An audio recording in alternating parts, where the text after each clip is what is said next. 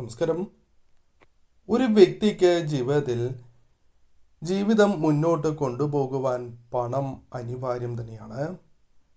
എന്നാൽ പണം പലർക്കും പ്രതീക്ഷിക്കുന്ന സമയത്ത് പ്രതീക്ഷിക്കുന്ന രീതിയിൽ വരാത്തത് മൂലം വിഷമതകളും പ്രയാസങ്ങളും അനുഭവിക്കുന്നവരുമുണ്ട്.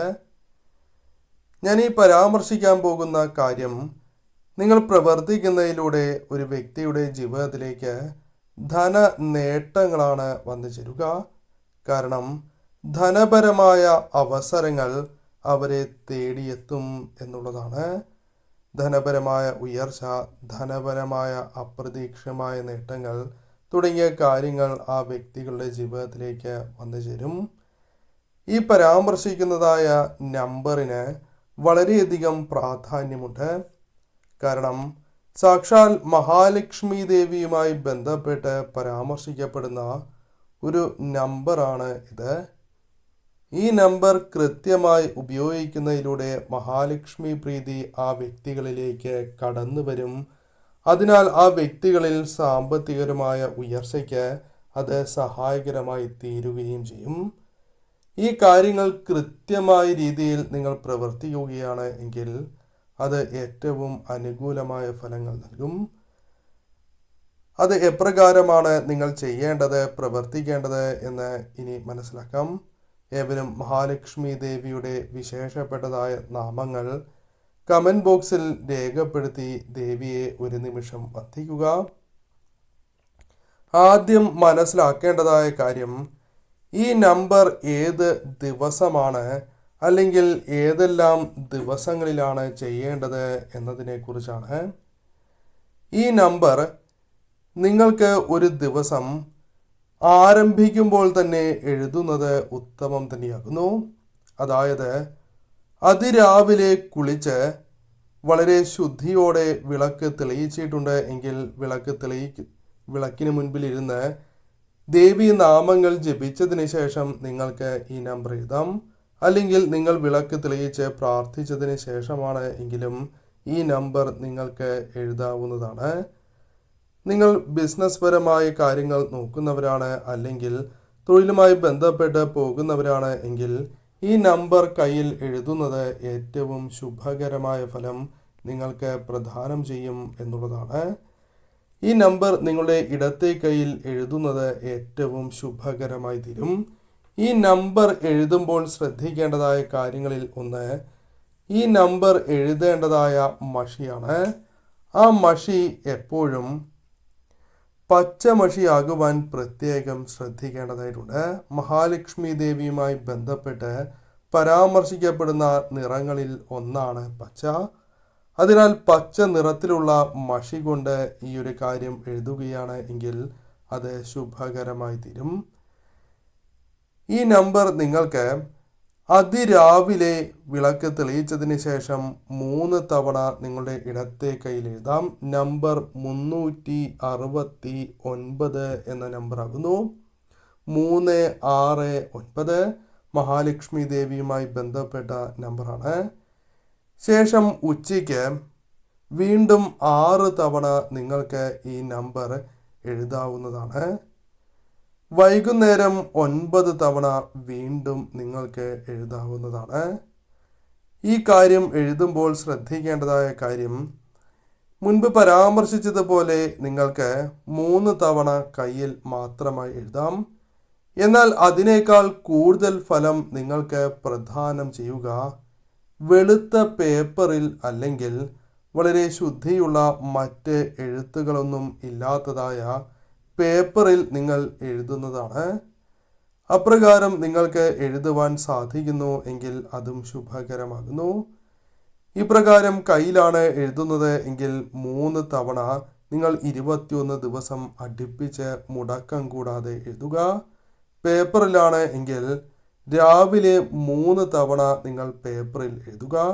ശേഷം ഉച്ചയ്ക്ക് പേപ്പർ തുറന്ന് വീണ്ടും 6 തവണ നിങ്ങൾ എഴുതണം. ശേഷം വൈകുന്നേരം നിങ്ങൾക്ക് 9 തവണ എഴുതേണ്ടതായിട്ടുണ്ട്. വൈകുന്നേരം വീടുകളിൽ വന്ന് കുളിച്ച് ശുദ്ധിയോടെ തന്നെ ഈ നമ്പർ എഴുതുവാൻ പ്രത്യേകം ശ്രദ്ധിക്കണം. നിങ്ങൾ കുളിച്ച് ശുദ്ധിയോടെ എഴുതുമ്പോൾ പോസിറ്റീവായ ഊർജമാണ് നിങ്ങളിൽ വർദ്ധിക്കുക. അതായത് നെഗറ്റീവായ ഊർജങ്ങൾ നിങ്ങളിൽ നിന്നും അകന്ന് മഹാലക്ഷ്മി പ്രീതിയോടെ അഥവാ പോസിറ്റീവായ ഊർജത്തോടെ ഈ നമ്പർ നിങ്ങൾക്ക് 9 തവണ എഴുതുവാൻ സാധിക്കും. അത് സന്ധ്യാസമയത്ത് വിളക്ക് തെളിയിക്കുമ്പോഴാണ് എങ്കിലും, അതല്ല നിങ്ങൾ കിടക്കുന്നതിന് മുൻപാണ് എങ്കിലും നിങ്ങൾക്ക് 9 തവണ എഴുതാവുന്നതാണ്. 21 ദിവസം അടുപ്പിച്ച് നിങ്ങൾ ഈ നമ്പർ എഴുതണം. വ്രതമോ മന്ത്രമോ മറ്റൊന്നും നിങ്ങൾ ചെയ്യേണ്ടതായിട്ടില്ല. മനഃശുദ്ധിയും ശരീരശുദ്ധിയും മാത്രം മതി. കൂടാതെ വിളക്ക് തെളിയിച്ചതിന് ശേഷം നിങ്ങൾ എഴുതുകയാണ് എങ്കിൽ ഇരട്ടി ഫലമാണ് ലഭിക്കുക. ഈ നമ്പർ എഴുതുമ്പോൾ തീർച്ചയായും നിങ്ങൾക്ക് വ്യക്തമായ ലക്ഷ്യം അനിവാര്യം തന്നെയാണ്. ഒരു കാര്യം നടന്നു എന്ന് എഴുതുക. ശേഷം നന്ദി എന്നും നിങ്ങൾക്ക് പറയാവുന്നതാണ്. അതായത് ഏത് കാര്യമാണോ നിങ്ങൾക്ക് നടക്കേണ്ടതായിട്ടുള്ളത് ആ കാര്യം നടന്നു എന്ന രീതിയിൽ ഈ നമ്പറുകളുടെ അവസാനം നിങ്ങൾക്ക് എഴുതാവുന്നതാണ്. ഇപ്രകാരം 21 ദിവസം 21 വ്യത്യസ്തമായ പേപ്പറുകളിൽ നിങ്ങൾ മുടക്കം കൂടാതെ എഴുതണം. ഇപ്രകാരം എഴുതിയതിന് ശേഷം നിങ്ങളുടെ ആഗ്രഹം നടന്ന് കഴിഞ്ഞതിന് ശേഷമാണ് ഈ പേപ്പർ എല്ലാം കൂടി ജലത്തിൽ അലിയിച്ച് നിങ്ങൾക്ക് കളയാം. അല്ലെങ്കിൽ ഒഴുകുന്ന ജലത്തിൽ നിങ്ങൾക്ക് ഒഴുക്കി കളയാവുന്നതുമാണ്. ഈ നമ്പറിന് വളരെയധികം പ്രാധാന്യം ഉള്ളതിനാൽ തന്നെ പച്ച മഷി കൊണ്ട് ഈ നമ്പർ എഴുതി നിങ്ങളുടെ പേഴ്സിൽ സൂക്ഷിച്ചാൽ പോലും നിങ്ങൾക്ക് പെട്ടെന്ന് ഫലസിദ്ധി കൈവരിക്കുവാൻ സാധിക്കും എന്നുള്ളതാണ്. അഥവാ ധന നേട്ടങ്ങൾ ആഗ്രഹിക്കുന്നവർക്ക് ഇപ്രകാരം പേപ്പറിൽ എഴുതിയതിന് ശേഷം, അതായത് 369 എന്ന നമ്പർ പേപ്പറിൽ എഴുതി മടക്കി അത് നിങ്ങൾക്ക് നിങ്ങളുടെ പേഴ്സിൽ സൂക്ഷിക്കാവുന്നതാണ്. ഇപ്രകാരം പേഴ്സിലാണ് നിങ്ങൾ എഴുതി വയ്ക്കുവാൻ ഉദ്ദേശിക്കുന്നത് എങ്കിൽ ഈ 369 എന്ന നമ്പർ എഴുതുന്നതിന് മുകളിലായി ശ്രീം എന്ന് ആദ്യം എഴുതേണ്ടതായിട്ടുണ്ട്. അതിനുശേഷമായിരിക്കണം 369 എന്ന നമ്പർ എഴുതേണ്ടത്. ശേഷം നിങ്ങൾക്ക് ഈ പേപ്പർ മടക്കി പേഴ്സിൽ സൂക്ഷിക്കാവുന്നതാണ്. അതല്ല നിങ്ങൾ സ്ഥാപനം നടത്തുന്നവരാണ് എങ്കിൽ അത് നിങ്ങളുടെ ക്യാഷ് വലിപ്പിൽ നിങ്ങൾക്ക് സൂക്ഷിക്കാം. അല്ലെങ്കിൽ പേഴ്സിലാണ് എങ്കിലും നിങ്ങൾക്ക് സൂക്ഷിക്കാവുന്നതാണ്. ഇപ്രകാരം ചെയ്യുന്നതും നിങ്ങൾക്ക് പെട്ടെന്ന് ധനനേട്ടങ്ങൾക്കുള്ള സാഹചര്യങ്ങൾ ഒരുങ്ങുന്നതിന് സഹായകരമായി തീരും. അതിനാൽ ആ അവസരങ്ങൾ കൃത്യമായി തന്നെ വിനിയോഗിക്കുക. ഇനി അഥവാ നിങ്ങൾ ബിസിനസ് ചെയ്യുന്നവരല്ല, അല്ലെങ്കിൽ നിങ്ങൾക്ക് വീടുകളിൽ തന്നെയാണ് സൂക്ഷിക്കാൻ താല്പര്യം എങ്കിൽ പണം സൂക്ഷിക്കുന്ന ഇടത്ത് പണത്തോടൊപ്പം അല്ലെങ്കിൽ സ്വർണത്തോടൊപ്പമാണ് എങ്കിലും നിങ്ങൾക്ക് ഈ ഒരു പേപ്പർ സൂക്ഷിക്കാവുന്നതാണ്. എന്നാൽ ഈ ഒരു കാര്യം നിങ്ങൾ ചെയ്യുമ്പോൾ ശ്രദ്ധിക്കേണ്ടതായ കാര്യം പൂർണ്ണമായ വിശ്വാസം തന്നെയാണ് വേണ്ടത്. എനിക്ക് ചിലപ്പോൾ ലഭിക്കും, ചെയ്തു നോക്കാം എന്നുള്ള രീതിയിൽ ചെയ്യാൻ പാടുള്ളതല്ല. ചെയ്താൽ എനിക്ക് ഫലം ലഭിക്കും എന്ന പോസിറ്റീവായ ഊർജത്തോടെ പൂർണ്ണമായും ആ കാര്യത്തെ വിശ്വസിച്ചുകൊണ്ട് മാത്രമേ ഈ ഒരു പ്രവൃത്തി നിങ്ങൾ ചെയ്യുവാൻ പാടൂ. അതിനാൽ ആ കാര്യത്തിന് നിങ്ങൾ വളരെയധികം പ്രാധാന്യം നൽകേണ്ടതുമാണ്. കൂടാതെ ഈ ഒരു കാര്യം ഇപ്രകാരം ചെയ്തിരിക്കുന്നു എന്ന് നിങ്ങൾക്കൊപ്പമുള്ള വ്യക്തികൾക്ക്, അതായത് സുഹൃത്തുക്കളോടോ അല്ലെങ്കിൽ വേണ്ടപ്പെട്ടവരോടോ പറയാൻ പാടില്ല എന്ന കാര്യവും ഓർക്കുക. നിങ്ങളുടെ വീട്ടിലുള്ള അംഗങ്ങൾ ഈ ഒരു കാര്യം അറിയുന്നതിൽ യാതൊരുവിധ തെറ്റുമില്ല. എന്നാൽ വീട്ടിലെ അല്ലാത്തതായ മറ്റ് വ്യക്തികൾ ഈ കാര്യം അറിയുന്നത് ശുഭകരമല്ല.